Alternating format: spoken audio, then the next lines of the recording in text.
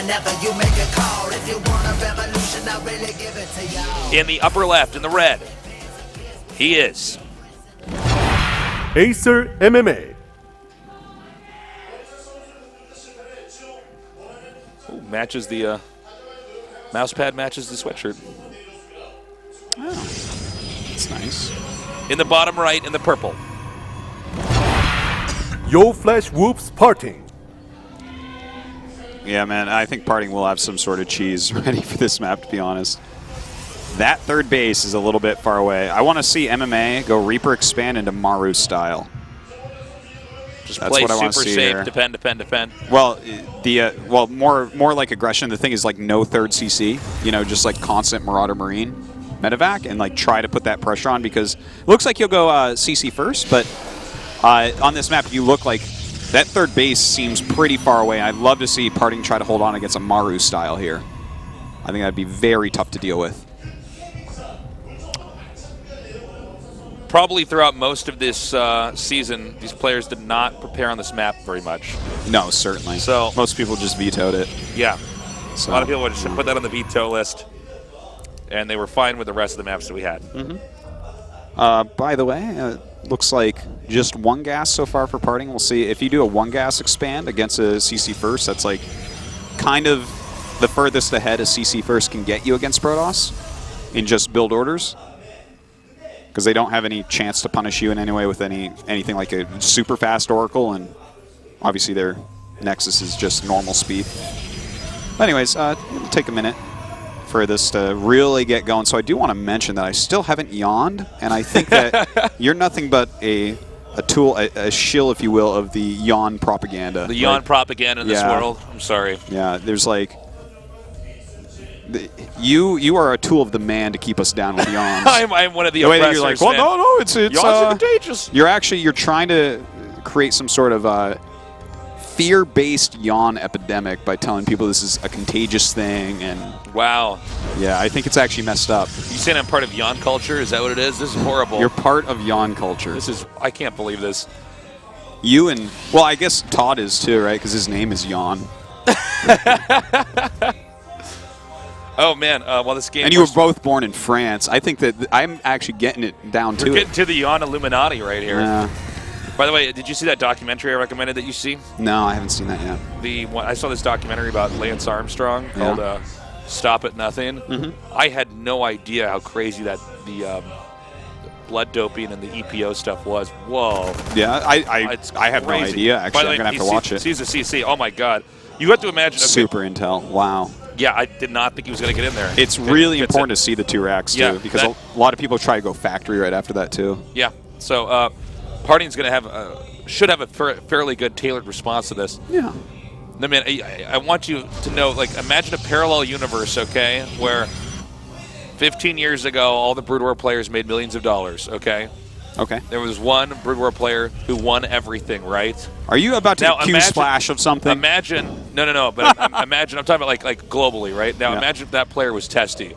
That's like what this story is. Oh, wow. That's like, I'm like, oh my God, I didn't know Lance Armstrong cheated at like everything. Like, it's crazy. You got to see it. It's a great documentary though. Tessie just alt-tabbed out of his Han game to respond on the forums to what you just said. Yeah. Sorry, Tessie. I actually love Tessie, but just an example. Love is a strong word. I don't mind Testy. I love Testy. I've met him in person. I think he's fun. Oh, I've met him multiple times in person. And I stand by love is a strong word. All right, we got the eBay coming down here now. Did you notice that there was a robo made back there? He's getting observers now. This could be for just standard defensive macro play. Yeah, there's always a little bit of ambiguity. Could be some sort of immortal play, too. Yeah. Okay, it is very quick Colossus. But the thing is, you can go from here into macro or into something aggressive, and him hiding it there doesn't even tell you. Like, nothing here actually tells you yet what this is. This could be all in, this could be macro.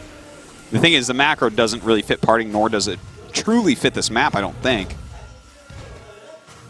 Yeah, it would be weird if he actually did anything too basey. I think he's going to have to probably get a third base coming up here. Although there is a Warp Prism coming here, which usually lends itself to the fact that Protoss is going to be leaving pretty soon. Might be trying to time that out to do a Zealot drop-off when the Marines and Medevacs leave the base. Or Terran takes a third base. You can do it then, too. Yeah. We'll see. There's still a lot of options here for both players. When they're in cross spots like this, and this map is pretty big, you normally don't see them engage each other too much early on. And we're getting pretty clear signs from both players that they're investing in a later game here. You know what? This is going to be a Colossus drop. We've seen this actually a lot of times in the past couple months.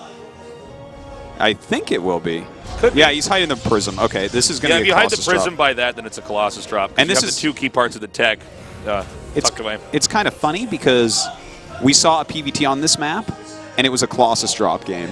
I can't remember who it was. It was in the round of 32. It might have even been Party. I'm not 100% clear on that, but that is the build we saw here before. And Colossus drops almost always follow up with an all-in. You do some damage, Colossus drop, and you follow up with an all-in. That could work pretty effectively. The Colossus drop actually keeps the Terran at home defending, and then you just do this big push over into the front. Oh, scan there, gets rid of that observer. And we have siege tanks coming up here. So I think Terran and two factories! Oh, my God. Do you know what he's doing? I know it. Oh, okay, hold on. I'll talk about this in a second. We do have a mine drop coming in here to the natural. And the Party is just not looking. Pros haven't been pulled! Oh, boy, oh, boy, oh, boy, oh, boy! Oh, wow. Okay, that was the right Could have shot gone there. way worse. Yep. Still, though, that was effective enough. Yeah. The War Prism's coming up here now. We have a lot of gateways, so it looks like I would actually say for what Terran's doing, this might be a little bit tricky to make the Colossus drop work. I mean, not just drop, but the follow-up attack. Yeah. It might make that pretty tough. This is the build that we're seeing from MMA. I do believe this is the build that we saw from Pult at BlizzCon, where it's just mass Blue Flame Hellions turning into Hellbats rallying up with this push. It was a really cool build. All of us were blown away at BlizzCon when we saw it. But this is kind of scary here with this Colossus drop. He doesn't really have anything great to deal with it. Just a single siege tank, and siege tanks don't really counter Colossus that well. No, not really. I mean, they can hit Colossus, but they don't counter him. Yeah. And he wants to keep these zealots together here, by the way. And look, he's got to get Oh my stim. God, no stim. LOL. He got stim. He's killing so much. Parting is just going to town here on MMA. Looks like he might want to push this back a little bit. God, the micro's really good here. In fact, he should be able to get that. This guy's a Defias ringleader right now, man. Now the Viking is exactly what you want. Oh, what? This is so smart. Oh my God. Wow, that move. Parting did not expect this. Wow, to lose the Prism and the Colossus, that's pretty awesome. Well, you don't from have MMA. the follow-up blow that usually can end a game. So, nice response there from MMA, and also MMA had a very good follow-up with that. At the moment that you see the Colossus harass happening, you have to get a Viking. Yes. Because they're making a bunch of zealots to get in the way of people actually, the Marines actually engaging the Colossus head-on. Now, I think Parting going to stick to his guns and attack anyways here. And this is actually a bad time for Terran to move out. Terran should actually be defending here. Well, he's going to lose a bunch of extra units right there. Parting just needs a micro well against this. He needs to actually slow him down, but he's actually just going for the push. He does have a lot of sentries in here. The siege tank's doing some real work. He needed some zealots in there. Yeah, this was... Stalkers alone are not going to cut it. You can see the sentries can't really be utilized because there's nothing to force field to make the zealots favorable because there's just no zealots there to begin with. Yeah, oh my God, even that happened? It was actually super questionable that that Parting was actually engaged there against siege tanks with Stalker Sentry, basically. I feel like what you have to do against something like this, because the times we've seen this, it's rolled Protoss, but it's something only pulled out every now and then. I believe what you do need to do here is play it like it's StarCraft 1, and you just keep making them siege up and pick stuff off with Colossi. Yeah, we don't see enough mech play, but I want to talk about that a little bit more in a second here. All right, we have the Nexus Cannon activated there. Still 3 Hellions on the move here. And these are Blue Flame Hellions, by the way. Oh my God, the placement of those buildings is actually so good. Look at all these warpins. They're actually fantastic. Blue Flame, though, very, very powerful. Does get a few probes. I want to talk about that again because we don't see mech. Excuse me, we don't see very many mech builds against Protoss. Yeah. Even this was a concept that was solved in StarCraft 1. So when you see a bunch of siege tanks, just run up, force them to siege, and then go back. This really punishes the mech player into having to slow his attack down so much because mech armies are very scary. They do a lot of damage. They're very strong. We had a bunch of siege tanks sieged up. And their cost efficiency, we could talk about that for days. We could talk about that too. Some call it the most cost efficient that you can get in the game.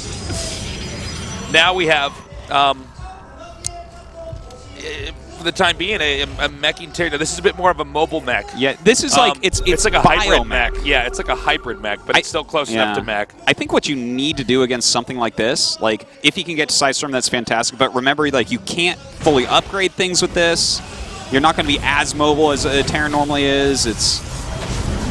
There's definitely some things that you can abuse about it. Does he not have Blink yet? No. Oh, yeah, he doesn't. What am I saying? Right there in the upper left, yeah. Oh, that could have been a sick drop if you got that out in time. Yeah, no kidding. I was going to say, if he had Blink, this would not even be an option. Oh, man. Oh, I think he could have actually dropped there. Yeah, I think he's not fully watching that. I think he's just trying to keep Protoss busy because he is moving out. When you move out like this, if you're harassing him with a drop, they're not going to be able to run up there and force you to siege up and then run away again. So this could actually pack a serious punch. It's 159 supply to 113. Yeah, and against... Oh, that's smart. Ooh, man. Well, against 9 Vikings and 5 Sea Chanks could be very hard for him to get enough splash damage off. MMA very well could end up winning this. Oh, he needs to either force field him off or do so. He can't just walk away like I don't know how much energy he has. He's used a lot of hallucinations. There we go. He does have some force fields come off here. Kind of funny ones there. Oh, SCV's pulled.